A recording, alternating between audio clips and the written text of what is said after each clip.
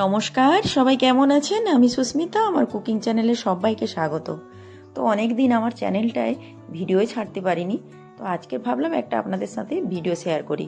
মুরগি মাংসের পাতলা ঝোল। এই রেসিপিটা আমি যখন বিয়ে হয়ে আসি শ্বশুর বাড়িতে, তখন আমার শাশুড়ি মা খুব বানাতো এই রেসিপি। আর কিন্তু তখন এই পাতলা ঝোলটা কিন্তু একদম ভালো লাগতো না, কিন্তু এখন এই পাতলা ঝোলটা আমার খুব ফেভারিট। মুরগি মাংস হলেই এরকম পাতলা ঝোল বানিয়েই খাই।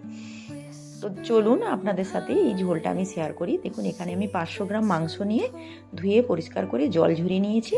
তাতে আদা, রসুন, পেঁয়াজ, কাঁচা লঙ্কা, টমেটো, হলুদ গুঁড়ো, লঙ্কা গুঁড়ো, জিরে গুঁড়ো, লেবু, নুন আর টমেটো সব দিয়ে ভালো করে মাখিয়ে আমি 1 ঘন্টা ঢাকা দিয়ে রেখে দিলাম।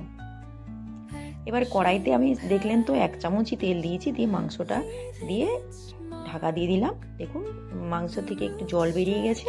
এবার আলুটা দিয়ে একটু দুবার মতো আর ঢাকা দিয়ে কষিয়ে নিলাম। অন্যদিকে আমি গরম জল বসিয়েছিলাম, কষানো হয়ে গেছে আমার মাংসটা। এবারে জলটাও মরে গেছে, গরম জলটাও আমি দিয়ে দিলাম। আপনারা যে পরিমাণ ঝোল খাবেন সেই অনুযায়ী আপনারা ঝোলটা জল দেবেন।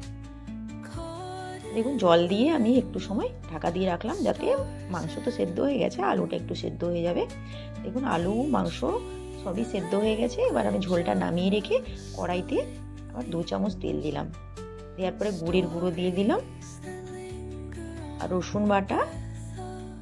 আর এখানে আমি 5 ফোড়ন দেব। আপনারা বলবেন মাংসতে আবার কি 5 ফোড়ন? অবশ্যই আপনারা একবার করে দেখবেন, খেয়ে দেখবেন, খুব টেস্টি হয়। দিয়ে 2টো শুকনো লঙ্কা দিয়ে দিলাম আর কুচনো পেঁয়াজ, চেরা কাঁচা লঙ্কা। পেঁয়াজটা যখন একটু কমে যাবে তখন আমি আদা বাটা দিয়ে দিলাম। দিয়ে ভালো করে মশলাটা আমি কষিয়ে নিলাম। এখানে কোনো লঙ্কা গুঁড়ো আমি একবারই দিয়েছি, আর কিছুই দেব না। দিয়ে ঝোলটা ঢেলে দিলাম।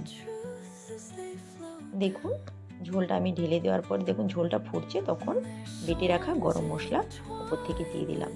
রেডি আমার মুরগি মাংসের পাতলা ঝোল। আপনারা অবশ্যই একবার করে দেখবেন, খেতে খুব সুন্দর হয়। আর তেলটা প্রথমত কম। আর আমার এই ভিডিওটা যদি আপনাদের ভালো লাগে, একটু শেয়ার সাবস্ক্রাইব করে দেবেন। সবাই সুস্থ থাকবেন, ভালো থাকবেন।